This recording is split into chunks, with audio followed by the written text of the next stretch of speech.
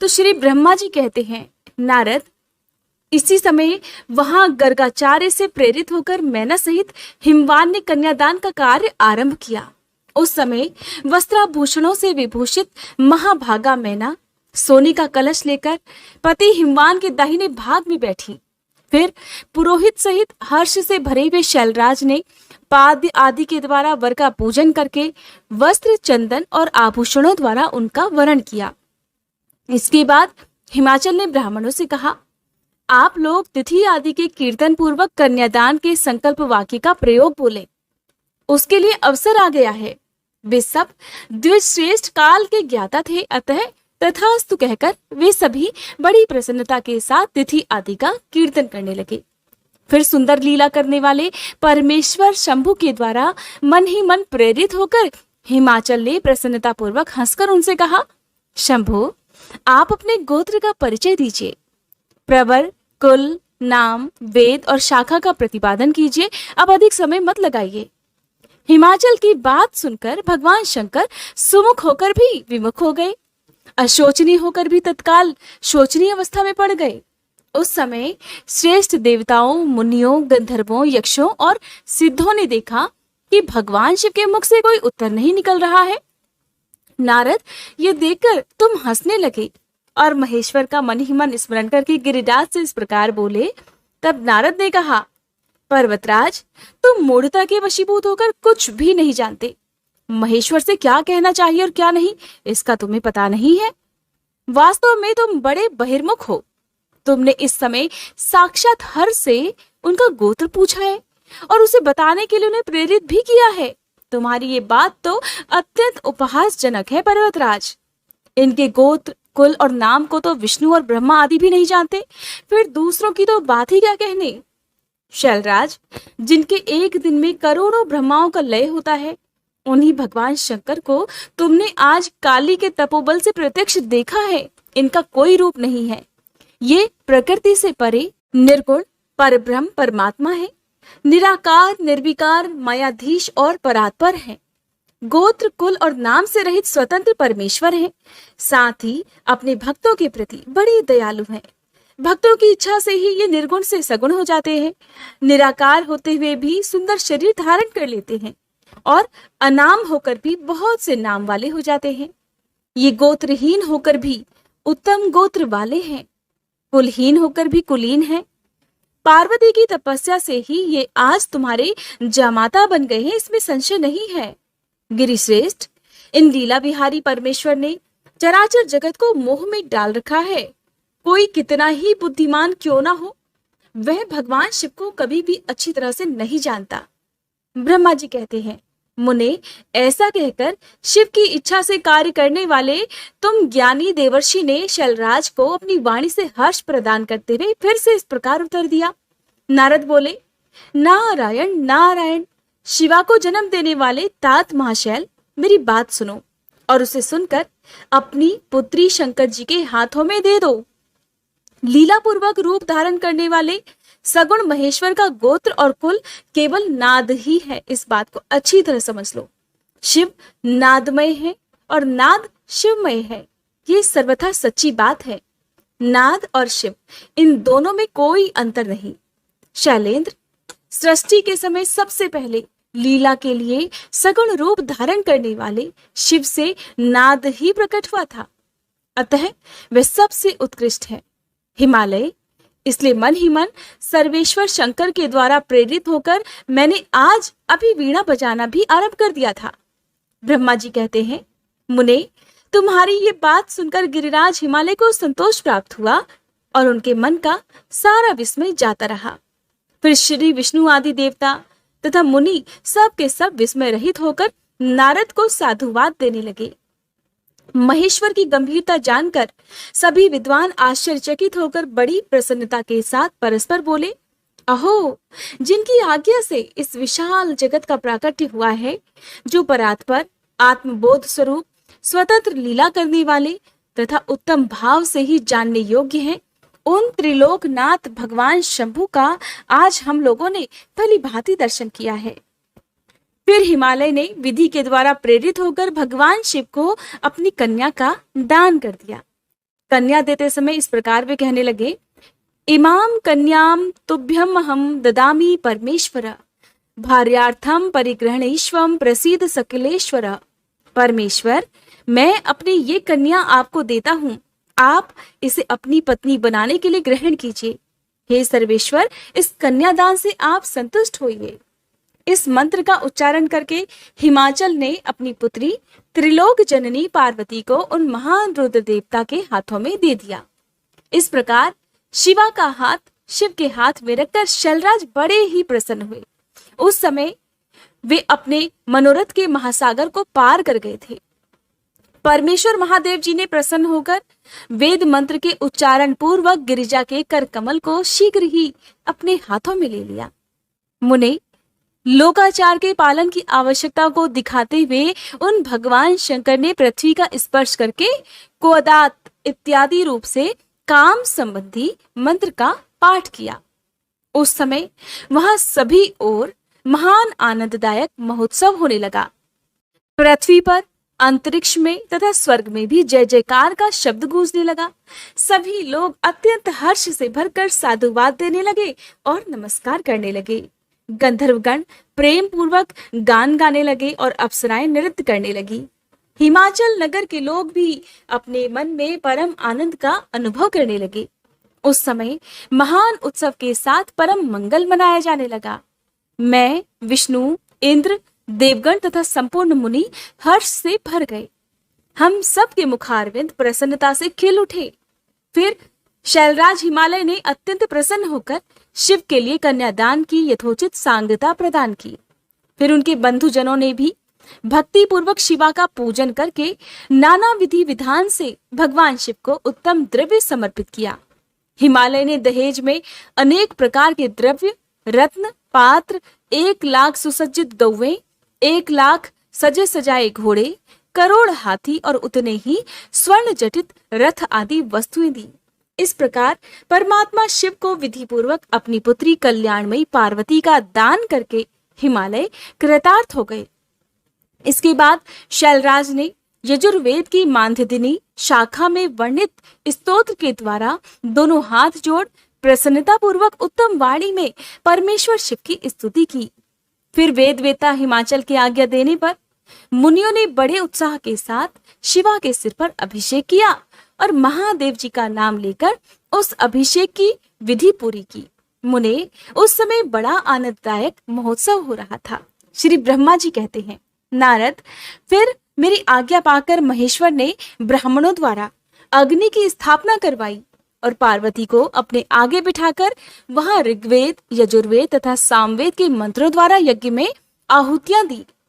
तात उस समय काली के भाई मैनाक ने लावा की अंजलि दी और काली तथा शिव दोनों ने आहुति देकर लोकाचार का आश्रय लेकर प्रसन्नता पूर्वक अग्निदेव की परिक्रमा की। नारद, फिर शिव जी की आज्ञा से मुनियों सहित मैंने शिवा शिव विवाह का शेष कार्य प्रसन्नता पूर्वक पूरा किया। फिर उन दोनों दंपति के मस्तक का अभिषेक हुआ। ब्राह्मणों ने उन्हें आदर पूर्वक ध्रुव का दर्शन कराया। फिर हृदयालंबन का कार्य हुआ। फिर बड़े उत्साह के साथ स्वस्ति वाचन किया गया। इसके बाद ब्राह्मणों की आज्ञा से शिव ने शिवा के सिर में सिंदूर दान किया। उस समय गिरिराज नंदिनी उमा की शोभा अद्भुत और अवर्णनीय हो गई थी। फिर ब्राह्मणों के आदेश से वे शिव दंपति एक आसन पर विराजमान होकर भक्तों के चित्त को आनंद देने वाली उत्तम शोभा पाने लगे। हे मुने, इस प्रकार विधि पूर्वक उस वैवाहिक यज्ञ के पूर्ण हो जाने पर भगवान शिव ने मुझ लोक सृष्टा ब्रह्मा को पूर्ण पात्र दान किया। फिर शंभु ने आचार्य को गौदान किया। मंगलदायक जो बड़े बड़े दान बताए गए हैं वे भी सहर्ष संपन्न किए। फिर उन्होंने बहुत से ब्राह्मणों को पृथक पृथक 100-100 स्वर्ण मुद्राएं दी, करोड़ों रत्न दान किए और अनेक प्रकार के द्रव्य बांटे। उस समय सभी देवता तथा दूसरे दूसरे चराचर जीव मन में बड़े प्रसन्न हुए और जोर जोर से जय जयकार की ध्वनि करने लगे। सब और मांगलिक शब्द और गीत होने लगे।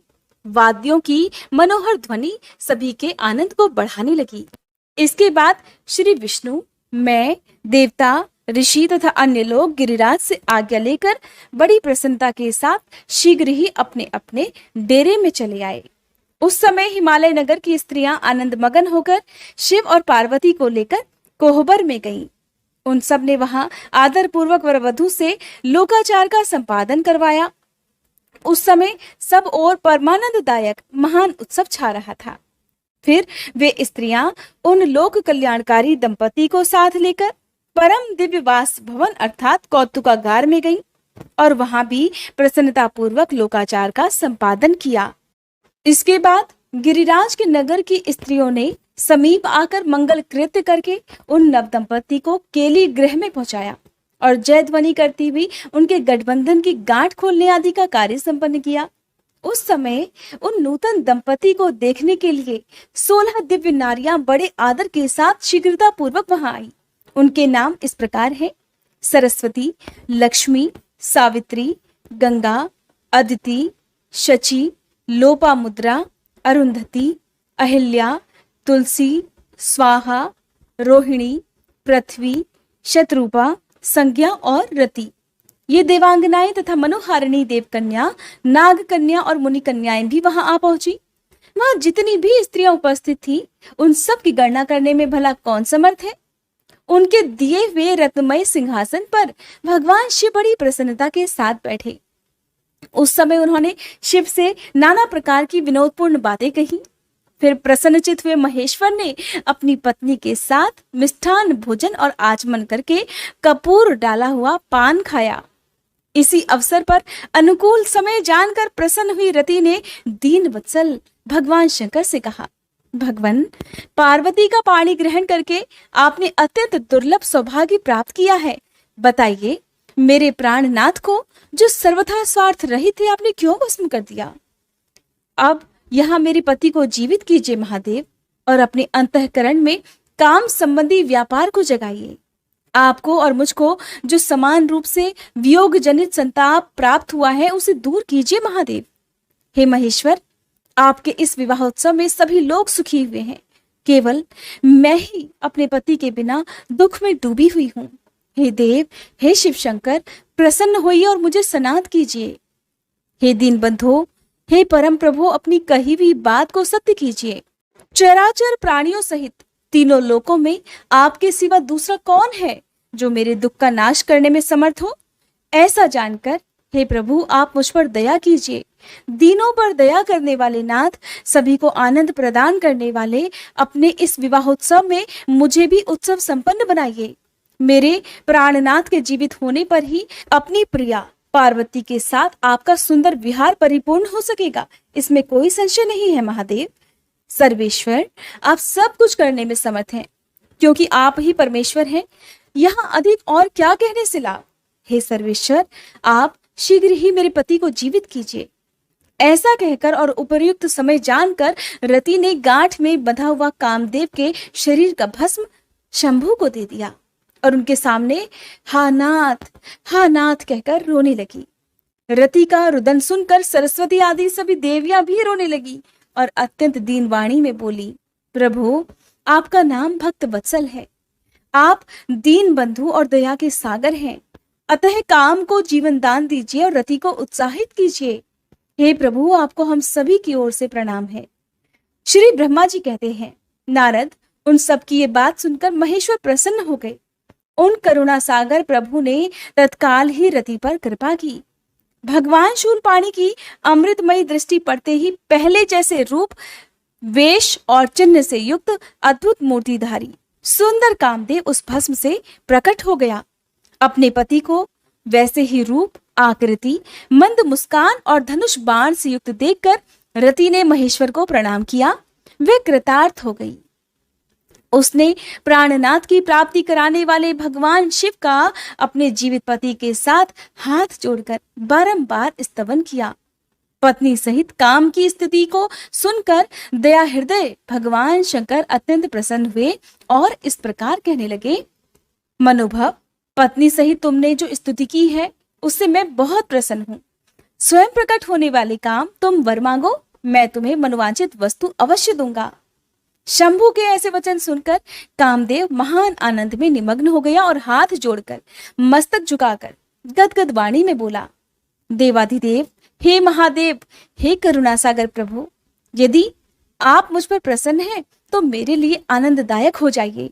प्रभु, पूर्व काल में मैंने जो अपराध किया था उसे क्षमा कर दीजिए। स्वजनों के प्रति प्रेम और अपने चरणों की भक्ति दीजिए। कामदेव का ये कथन सुनकर परमेश्वर शिव प्रसन्न होकर बोले, बहुत अच्छा। इसके बाद उन करुणानिधि ने हंसकर कहा, हे महामते कामदेव, मैं तुम पर प्रसन्न हूं, तुम अपने मन से भय को निकाल दो। भगवान विष्णु के पास जाओ और इस घर से बाहर ही रहो। फिर काम शिव जी को प्रणाम करके बाहर आ गया।